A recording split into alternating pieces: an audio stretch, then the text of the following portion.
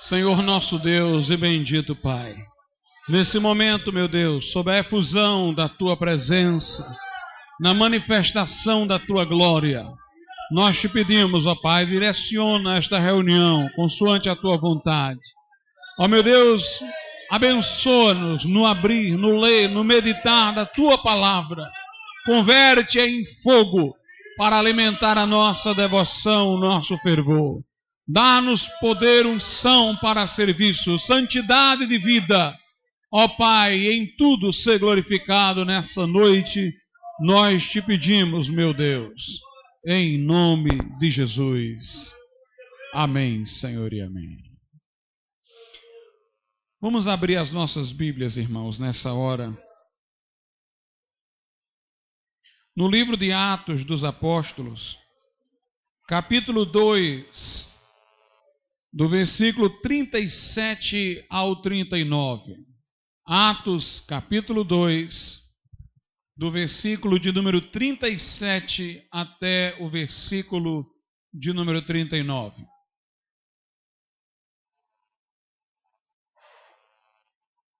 Diz assim a palavra de Deus: E ouvindo eles isto, compungiram-se em seu coração e perguntaram a Pedro e aos demais apóstolos: Que faremos, homens irmãos?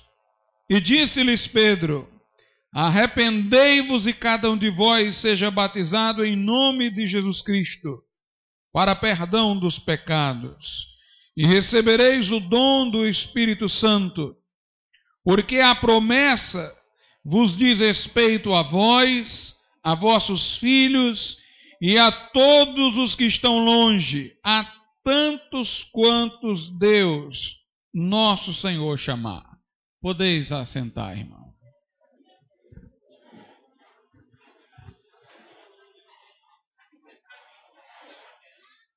Meus irmãos, antes de nós entrarmos no cerne destes versículos, vamos rememorar os fatos que imediatamente em seguida a essas palavras, ou melhor, os fatos que anteriormente a estas palavras se deram.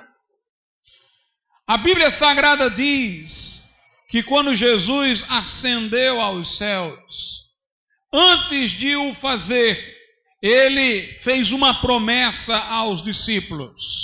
Uma promessa que ele explicou em diálogo, que ele confirmou após a ressurreição e que ele manteve no momento da ascensão.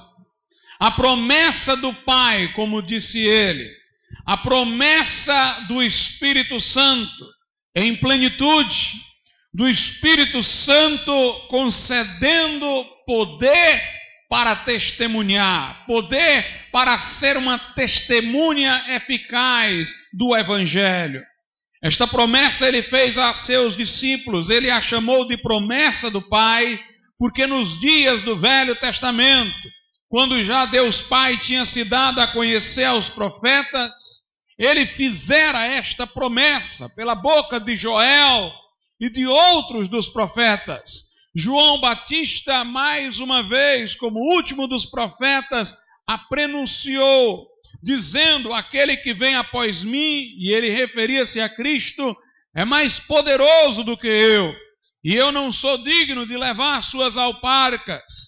Eu vos batizo com água, disse João Batista, mas ele, Jesus, vos batizará no Espírito Santo e fogo.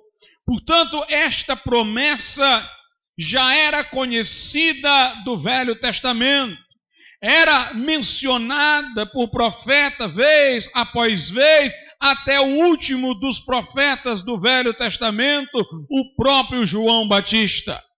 Quando Jesus aparece, ele fala novamente desta promessa em diálogo com os discípulos, preparando-os para a sua ausência física, que se seguiria a sua morte e ressurreição pela ascensão.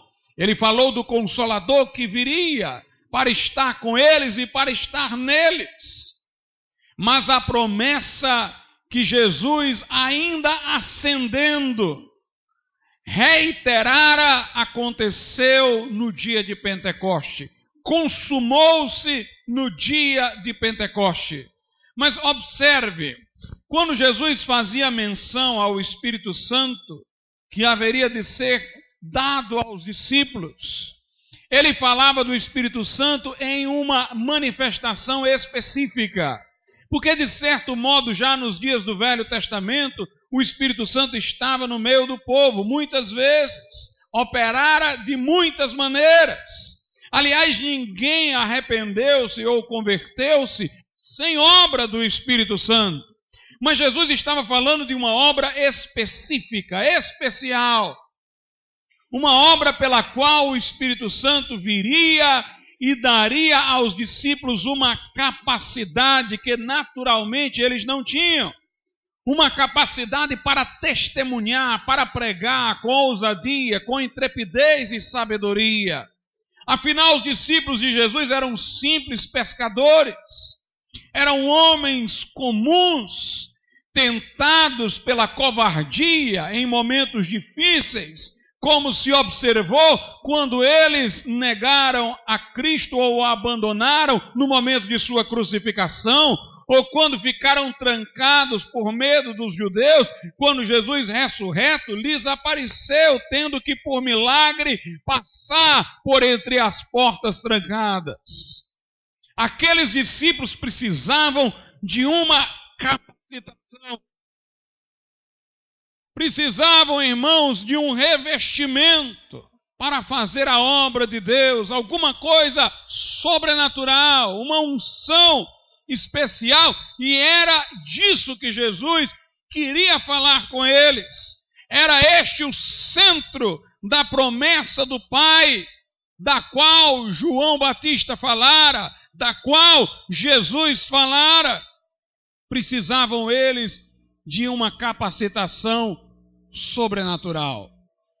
Tanto que quando Jesus fazia menção a esta promessa, não dizia que eles tornar-se-iam mais santos por recebê-la. Não dizia que eles tornar-se-iam mais salvos por recebê-la. Mas diziam que eles receberiam poder e seriam testemunhas. Atos 1:8. Recebereis poder e sereis minhas testemunhas, não mais santos, não mais salvos, minhas testemunhas. Não que a salvação não seja importante, mas Jesus falava a discípulos já salvos. Salvos pela graça mediante a fé, salvos pelos méritos do sacrifício de Cristo, pelo seu sangue a favor deles derramado. Jesus também não lhes negligenciar a provisão para a santificação. Neste aspecto, o Espírito Santo iria trabalhar também neles, através da palavra, que é o instrumento com que o Espírito Santo nos santifica. Jesus tanto já havia dito àqueles discípulos que eles eram salvos, quando no momento em que voltaram de uma missão, Jesus disse: alegrai-vos, não porque os demônios se vos submetem, mas porque vosso nome está escrito nos céus. Como Jesus já lhes falara que o instrumento de santificação, a palavra, também já lhes fora entregue. Quando na oração sacerdotal ele disse: Pai, eu lhes dei a tua palavra. Quando em João 15:3 ele disse: vós estáis limpos pela palavra que vos tenho falado. O Espírito Santo, em sua obra regeneradora, também já operara neles em seguida a ressurreição do Senhor. Todo aquele que aceita Jesus em nossos dias é, de um momento só, perdoado, justificado e regenerado. Mas no caso dos apóstolos houve uma divisão. Eles foram perdoados de seus pecados desde que arrependidos creram. Eles já haviam recebido a palavra para que, baseados nela, fossem santificados. Mas a regeneração lhes teria que vir após a ressurreição de Cristo. Após a ressurreição, qualquer um que crê é imediatamente regenerado. Mas a Bíblia diz que nós somos vivificados juntamente com Cristo. O novo nascimento é uma coparticipação do homem na ressurreição de Cristo, no poder da ressurreição de Cristo. Portanto, nós teríamos que ter primeiro a ressurreição de Cristo, para que depois pudéssemos nela ser vivificados, por participação nela, vivificados, plantados na semelhança da sua morte, como diz Romanos 6, para também sermos plantados na semelhança da sua ressurreição. A morte do velho homem e o novo homem, que é o homem que coparticipa do Cristo ressurreto, só poderia chegar, só poderia acontecer depois da ressurreição. Mas logo que ressurgiu, antes do Pentecoste, antes da ascensão, Jesus apareceu aos discípulos e em João 20, 22, soprou sobre eles o Espírito Santo. Ele disse: recebei o Espírito Santo. Ali era o Espírito Santo regenerador, vital. Lembremos-nos do Éden. Deus fez o homem do pó da terra e soprou nele espírito humano. E ele tornou-se alma vivente, mas este homem, que naquele momento tornou-se alma vivente pelo pecado, espiritualmente morreu. Mas o Cristo ressurreto recria o homem espiritualmente. Ele estava vivo fisicamente, mas morto espiritualmente. O espírito do homem nele estava para alimentar a vida física, mas faltava o Espírito Santo no espírito do homem para alimentar a vida espiritual. Mas o Cristo ressurreto assopra o espírito deles e os vivifica. Jesus já falara desta data, deste dia, quando dissera: eu vivo e vós vivereis. Ou seja, quando eu ressuscitar, vocês vão ser vivificados também. Naquele dia, o dia da ressurreição, ele disse: vocês saberão que vocês estão em mim e eu em vós, assim como o Pai está em mim e eu no Pai. Houve naquele momento em que Jesus soprou o Espírito uma união vital entre os crentes e Jesus, porque o Espírito que estava em Jesus estava também nos crentes, e como Jesus está no Pai, o Pai está em Jesus, Jesus estava nos seus discípulos e os seus discípulos estavam nele naquele momento. Portanto, aqueles homens que esperaram o Pentecoste eram homens cujos nomes estavam escritos no céu, eram homens regenerados, eram homens que tinham a palavra santificadora em suas vidas, eram perdoados, justificados, regenerados e vivendo já a santificação pelo Espírito e pela palavra. Mas Jesus disse que faltava a eles uma coisa. Ele disse: ficai em Jerusalém até que do alto sejais revestidos de poder. Eles já estavam vestidos de alguma coisa, mas precisavam ser revestidos. Eles estavam vestidos da vida de Cristo, mas precisavam ser revestidos de poder. Aleluia! Eles precisavam de uma segunda experiência, não para melhorar a salvação deles, que não podia mais ser melhorada, porque já era perfeita, porque na cruz Jesus dissera: está consumado, e o sangue de Jesus nos purifica de todo pecado. Não uma experiência que desse uma santificação instantânea, porque a santificação é diária, todos os dias. Nós temos que viver em dependência do Espírito, viver no Espírito. A santificação é progressiva, depende de uma vigilância constante, de estarmos constantemente aos pés do Senhor. Mas Jesus estava falando de uma experiência instantânea, não progressiva como a santificação, e sim imediata, porém diferente da regeneração.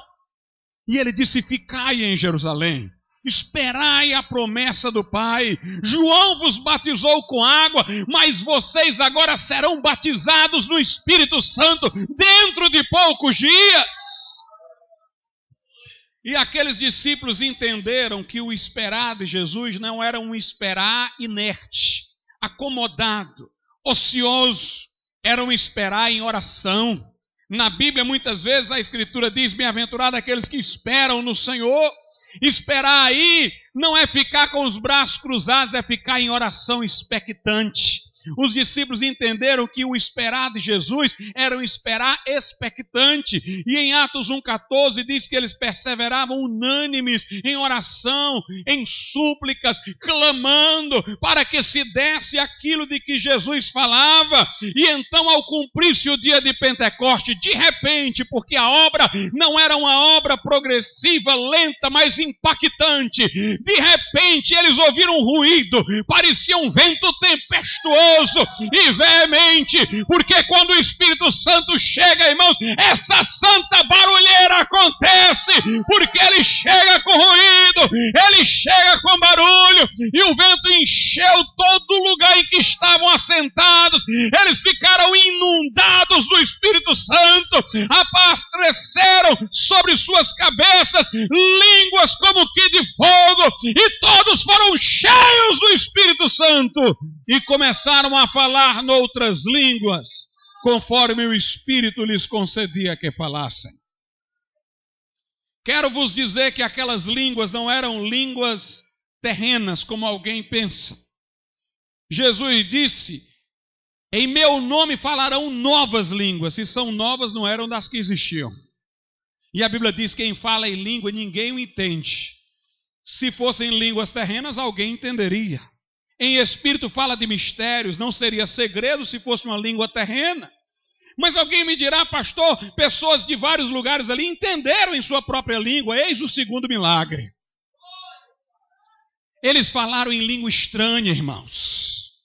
Mas cada pessoa que se aproximava os ouvia, todos eles falando na sua própria língua ao mesmo tempo. O que vinha da Arábia dizia para o que vinha de outro lugar: eles estão falando em árabe. O outro: não, eles estão falando é nessa minha língua aqui. Porque se cada um daqueles homens estivesse falando uma língua terrena diferente, eu tenho certeza que aquelas pessoas ali não iam entender que a sua língua estava sendo falada, porque ia ser uma confusão só. Mas a Bíblia diz: cada um daqueles os ouvia no plural, a todos eles falando na sua própria língua. Eles falavam em língua estranha, mas cada um ouvia na sua língua natal. Houve um milagre de audição ali, irmãos. E a Bíblia diz que a multidão dizia: o que é isto? O que é isto dizer? Os zombadores diziam: estão embriagados. Mas os discípulos disseram: não, é hora de pessoas estarem trabalhando, ainda é cedo, ninguém bebe essa hora, não é bebida não aqui. E o povo dizia: o que é isto dizer? Isto deve ter um significado, isto deve ser sinal de alguma coisa, e de fato era. Pedro disse: isto, vocês perguntaram o que é isto, dizer o que é isto significar, pois isto é o que foi dito pelo profeta Joel. Ou seja, essas línguas significam o que o profeta Joel disse, a promessa do Pai. Depois daqueles dias, diz o Senhor, derramarei do meu espírito sobre toda a carne, os vossos filhos e filhas profetizarão, os vossos velhos sonharão, vossos jovens terão visões, e até sobre os meus servos e sobre as minhas servas derramarei do meu espírito naqueles dias e profetizarão. Duas coisas importantes, irmãos, naquele momento Pedro estabeleceu. Primeiro, que as línguas são o sinal de que o Espírito Santo está sendo derramado. E segundo,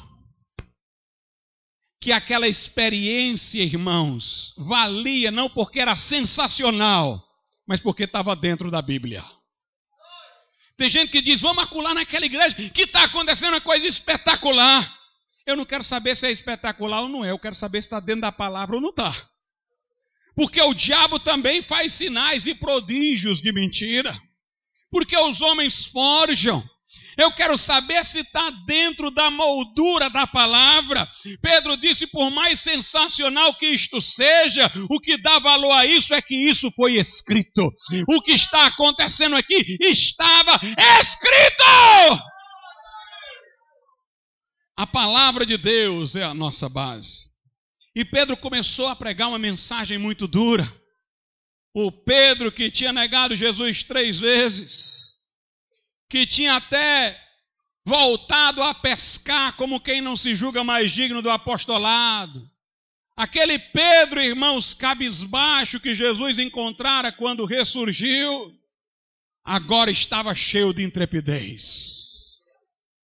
Uma das coisas maravilhosas é que a Bíblia diz que ele levantou a voz.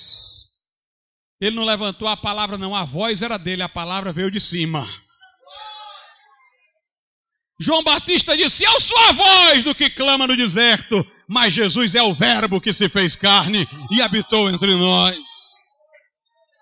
E a mensagem de Pedro foi dura. Ele disse aos judeus que estavam ali presentes, muitos dos quais não tinham nem sequer visto a crucificação de Jesus, mas Pedro responsabilizou a todos. Pedro disse: ó, esse Jesus a quem vocês crucificaram, Deus o fez Senhor e Cristo. Na verdade, Pedro estava dizendo: todos são responsáveis pela crucificação de Jesus. Eu, você somos. Porque se Jesus morreu é porque pecamos. E ele teve que morrer para pagar o nosso pecado. Todos nós somos responsáveis pela morte de Jesus, porque ele morreu pelo nosso pecado. E Pedro quis mostrar, irmãos, o descompasso entre o homem e Deus. Veja como é que vocês avaliam Jesus, vocês o crucificaram. Vejam como é que Deus avalia Jesus. Deus fez dele Senhor e Cristo. Os vossos pensamentos não são os pensamentos de Deus. Deus é santo, mas vocês são pecadores.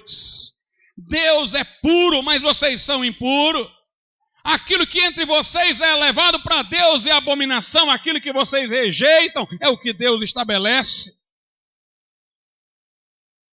A loucura de Deus é mais sábia do que os homens. Deus escolheu as coisas vis e as que vocês consideram desprezíveis para reduzir a nada as coisas que vocês elevam. Era isso que Pedro estava dizendo. A inimizade entre o homem e Deus. Mas Pedro apresentou Jesus com poder. E ele disse que Jesus foi exaltado à destra do Pai. E isso que vocês agora estão vendo e ouvindo, foi ele que derramou! E aquela multidão começou a compungir o coração. O coração deles estava despedaçado, compungido, contrito. Aquelas pessoas ouviam quebrantadas. E disseram: o que faremos, varões e irmãos? Naquele dia Pedro não fez o apelo, as pessoas se apresentaram. E Pedro então disse estas palavras: arrependei-vos, cada um de vós seja batizado em nome de Jesus, ou se assim ficar melhor para entender, cada um de vós confesse o nome de Jesus para ser batizado. Para o perdão de pecados. O que perdoa pecados não é o batismo, é o nome de Jesus. Arrependei-vos e cada um de vós confesse o nome de Jesus para ser batizado. E nesse nome de Jesus confessado, vocês vão ter o perdão de pecados. E recebereis o dom do Espírito Santo.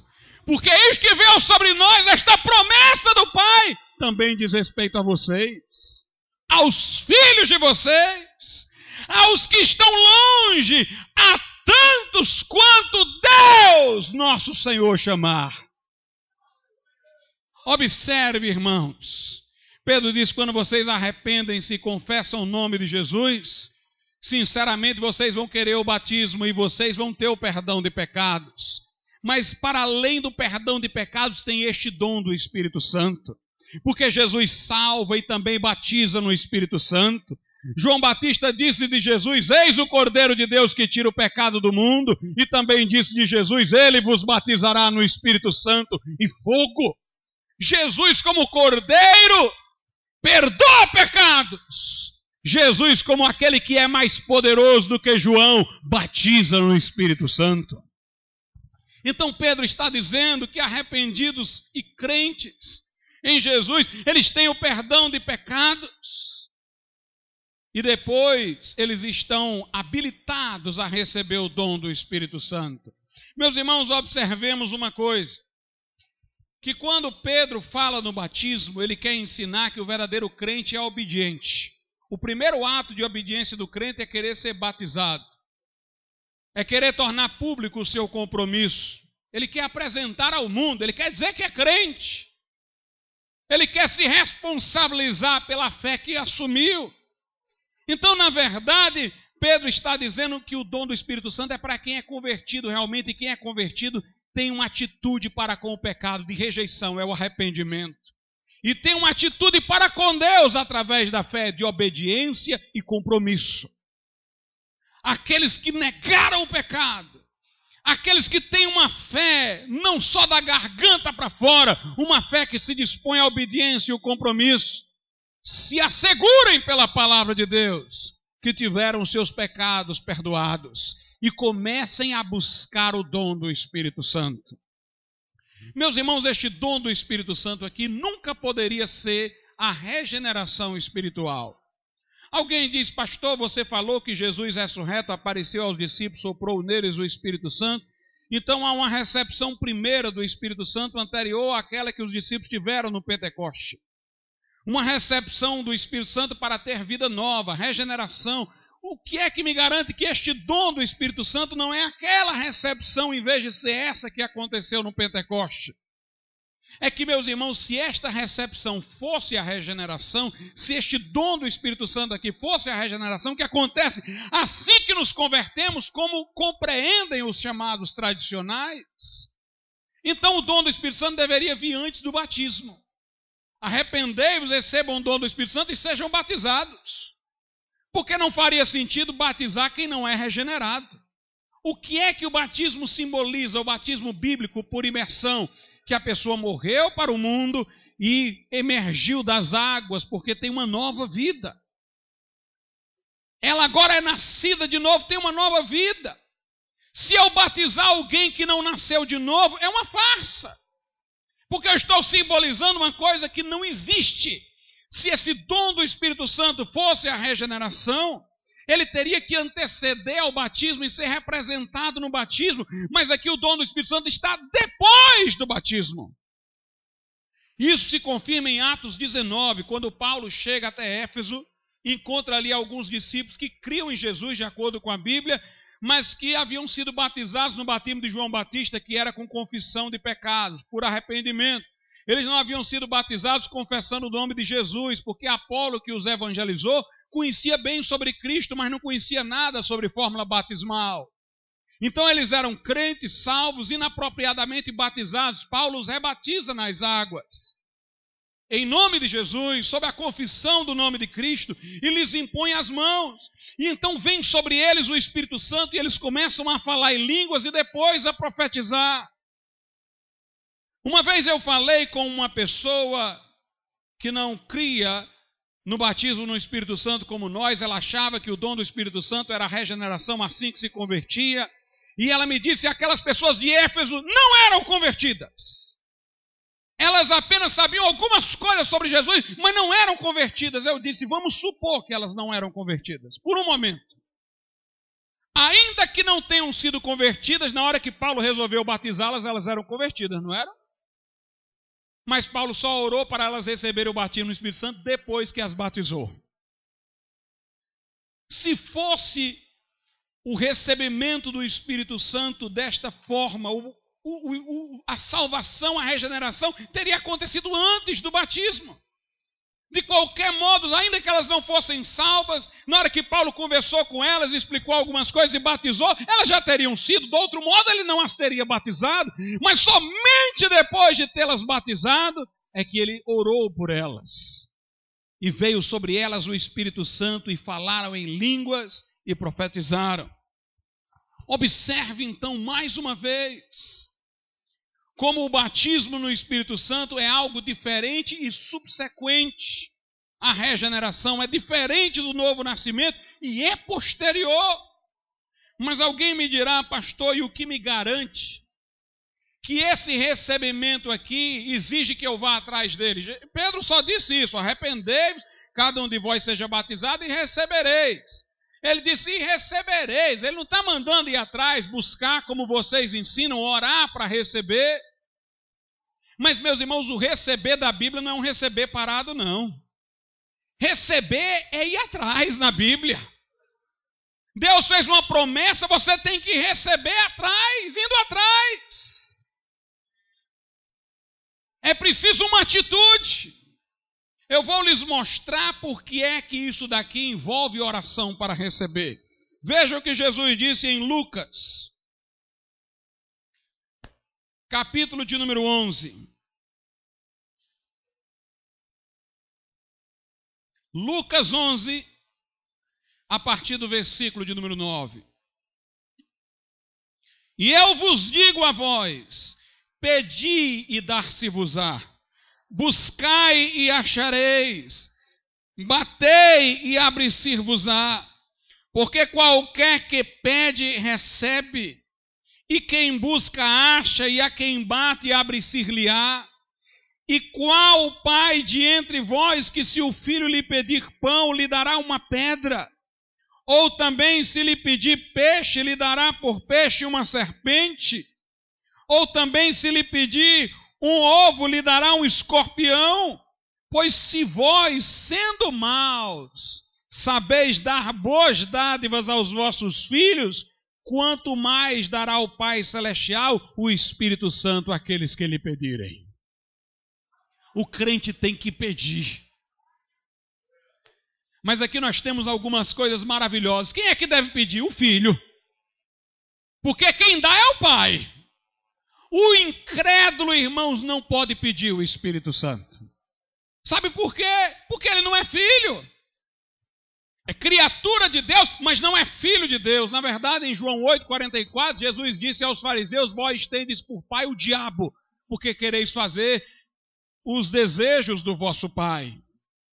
O homem é filho de Deus quando recebe a adoção de filho, quando aceita Jesus como Salvador. Jesus é o Filho unigênito de Deus, o único Filho gerado do Pai desde a eternidade. É aceitando Jesus que Ele compartilha a sua filiação conosco. A todos quanto o receberam, diz João no capítulo 1, verso 12 de seu Evangelho, a todos quanto receberam a Jesus, Deus deu-lhes o poder de serem feitos filhos de Deus.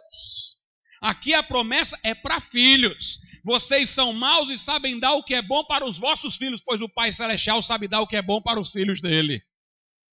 A Bíblia diz lá em João, volto já para Lucas, João 14, versículo 17, o Espírito da verdade que o mundo não pode receber, porque não o vê nem o conhece, mas vós o conheceis, porque habita convosco e estará em vós. Antes do Pentecostes, Jesus disse isso: eu vou enviar-vos o Espírito da verdade, que o mundo não pode receber. Incrédulo não pode receber. Vocês que são crentes podem, porque vocês já o conhecem pela regeneração. Ele habita com vocês, mas estará em vocês. Referindo-se ao Pentecoste. Então a promessa é para filhos. É a primeira coisa que eu gostaria de salientar. Segundo, algumas pessoas tradicionais dizem assim: ora, você pode pedir o Espírito Santo, cuidado, dizem eles, você pode pedir o Espírito Santo e um demônio pode se disfarçar do Espírito Santo e se apoderar de você. Em primeiro lugar, irmãos, crente não fica endemoniado. Aquele que é nascido de Deus conserva-se a si mesmo e o maligno não lhe toca, nem chega perto. Aleluia! O crente está coberto com o sangue de Jesus. Foi resgatado, comprado por bom preço, está embalado, escondido com Cristo em Deus. E está lacrado, selado com o Espírito Santo da promessa. Não tem diabo que rompa o lacre. E segundo, irmãos, Deus está colocando sua honra em jogo aqui. Meus irmãos, não poderia haver penhor mais forte do que esse. Deus está dizendo: olha, se um filho de vocês pede um pão, vocês não dão uma cobra. Se pede um ovo, vocês não dão um escorpião. Vocês são homens imperfeitos, são maus, mas vocês não dão aos filhos de vocês uma coisa ruim, pedindo eles o que é bom. Quanto mais o Pai Celestial não dará o Espírito Santo àqueles que lhe pedirem. Sabe o que é que Jesus está dizendo? Jesus está dizendo: Deus é pior do que vocês se não der. Ele é pior do que vocês. Irmãos, isso é uma palavra forte demais. Se vocês, homens corruptos, dão o que é bom para os filhos, fazem mal a todo mundo, mas cuida bem dos filhos. quanto mais o Pai Celestial, bom, perfeito, justo, fiel, não dará o Espírito Santo àqueles que lhe pedirem. Outra coisa importante aqui, sabe o que é, irmãos? É que fica claro que Deus quer dar. Está claro que Deus quer dar. Aqui não está mandando você insistir com Deus como se Ele tivesse indisposto, não.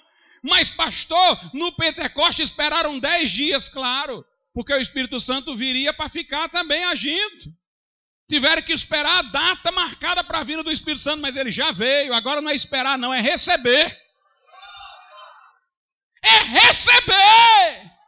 Jesus aqui está dizendo o seguinte: pedi e dá-se-vos-á. Ele está dizendo, peça que recebe. Pedi e dá-se-vos-á. Buscai e achareis. Batei, abre-se-vos-á. Quem pede, recebe. Quem busca, acha. Quem bate, a porta se abre. Vocês acham que Deus, alguém vai pedir a Deus um ovo, um filho de Deus, e ele vai dar um escorpião, vai pedir pão, e ele vai dar uma cobra? Se vocês que são maus sabem dar o que é bom para os filhos de vocês, o Pai Celestial também sabe dar o Espírito Santo àqueles que lhe pedirem. Irmãos, lá em Atos capítulo 8, Filipe chega pregando, acho que foi o irmão Greciano que falou hoje aqui, ele chegou pregando em Samaria, ele prega, os demônios são expulsos, o paralítico anda, pessoas ouvem, se convertem, são batizadas. Mas a Bíblia diz que a igreja de Jerusalém ouve falar que os que lá se converteram haviam sido batizados, mas sobre nenhum deles havia descido o Espírito Santo. Eram salvos, haviam sido batizados. Mas enviaram Pedro e João para orar pelos novos convertidos, para que eles recebessem a plenitude do Espírito Santo. E aqui é o que eu quero lhe chamar a atenção. Em Atos 8 diz que Pedro e João foram lá orar para eles receberem. Note, não diz que eles foram orar para Deus dar, foram orar para eles receberem. Não é que estaria errado dizer que eles foram orar para Deus dar, mas é que o problema é que Deus já está decidido a dar. É o homem que tem que estar decidido a receber agora. O problema, irmão, não é Senhor me dá. O problema é receba você, meu irmão. Receba. Eu nunca me esqueço quando eu era de uns 16 anos, estava num retiro como esse. E todas as noites nós fazíamos uma vigília debaixo de uma mangueira e muitas pessoas eram batizadas no Espírito Santo e fogo, irmãos. E a glória descia. Naquele retiro, eu cheguei lá na primeira noite, eu fiz uma vigília debaixo de uma mangueira, uns irmãos. Jesus batizou uns 2, 3 com o Espírito Santo. Quando foi no outro dia, foi uma reclamação no retiro. Ninguém tinha conseguido dormir. E meus irmãos eram menos de 10 orando. Mas pense num povo de boa garganta, irmãos. Orando. E Jesus, daqueles 10, ele era uns 8, batizou uns 3 logo no Espírito Santo. E reclamaram, você não pode fazer tanto barulho, tanta zoada. No outro dia, a gente foi de novo para a segunda vigília, debaixo lá da mangueira. Irmãos, eu tomei um susto quando eu vi. Os poucos que foram batizados no Espírito Santo saíram falando, era gente que não acabava mais. Eu disse, agora é que o barulho vai ser grande. E nós oramos e Jesus começou a batizar no Espírito Santo. E muita gente foi batizada. No terceiro dia, no outro dia a gente ficou preocupado. E agora vão reclamar da gente, ninguém falava nada. E todo mundo que foi, estava na direção da vigília comigo, todo mundo sem falar nada, todo desconfiado, esperando a repreensão, ninguém falou nada. Irmãos, quando foi à noite, foram todos os que estavam no retiro. E a glória desceu. O pastor chegou lá e disse, Glauco, foi muito bom o que você está fazendo aqui. Que coisa maravilhosa, pessoas sendo batizadas no Espírito Santo. E eles colocaram para pregar no último dia, irmãos, no retiro. E foi uma bênção, a glória desceu. Mas eu nunca me esqueço que naqueles dias tinha uma irmãzinha debaixo lá da árvore orando. E ela batia no chão e dizia, Senhor, por que eu não recebo? Senhor, por que eu não recebo? Aí chegou um irmão que hoje é até pastor. Bateu na irmã e disse, irmã, comece a orar diferente, irmã. Não bata no chão, não. Começa a bater em você mesmo agora. E não diga, Senhor, Por que é que tu não me dá, não? Diga, Senhor, por que é que eu não recebo? Por que é que eu não recebo? Porque ela orava, Senhor, por que é que tu não me dá? E ele dizia, ore dizendo, por que é que eu não recebo? E bata em você mesmo, porque o problema é você. Deus quer dar! Com pouco tempo, a irmãzinha estava falando em língua, cheia do Espírito Santo de Deus. Porque Deus quer dar, irmãos. Porque Deus quer dar. Deus quer batizar com o Espírito Santo. Aqui em Atos, Pedro diz, arrependei-vos. Cada um de vós seja batizado em nome de Jesus para perdão de pecados e recebereis o dom do Espírito Santo, porque a promessa diz respeito a vós. Tem gente que acha que era só para os apóstolos. Tem crente que acha, irmãos, que Deus tinha uma tropa de elite no início da igreja. E agora só tem soldado raso. É só para os apóstolos. Era para começar, era a tropa de elite. Não. Pedro disse, é para vocês também. Aleluia. É para vocês também. Meus irmãos, se naquele tempo eles precisavam, escute só, naquele tempo eles precisavam, quanto mais nós hoje. Hoje o mundo tem bilhões de pessoas, muito mais do que naquele tempo. Hoje a corrupção está muito maior, irmãos. Se aqueles homens precisavam, quanto mais nós. Pedro disse, a promessa diz respeito a vós. Mas alguém poderia pensar, era só para aquele tempo. Pedro disse, para os vossos filhos, para a geração que vem em seguida. Ah, mas é só para judeu. Pedro disse, para os que estão longe também. E talvez alguém tenha dito, é só para... Aí não sabia mais nem o que dizer. Pedro disse, é para todos quanto Deus nosso Senhor chamar. Aleluia! É para tantos quanto Deus nosso Senhor chamar. É para você, é para hoje, é para agora, é para esse lugar, é para você receber nesse instante. Vamos ficar de pé, igreja, e vamos clamar pelo poder de Deus. Eu convido os irmãos que tocam para virem à frente nesse momento. Aleluia! E vamos buscar o poder de Deus. Começa a clamar, meu irmão. Começa a clamar. Começa a pedir. Porque é para ti. É para ti hoje, neste lugar e nesta noite. Aleluia! Aleluia! Aleluia!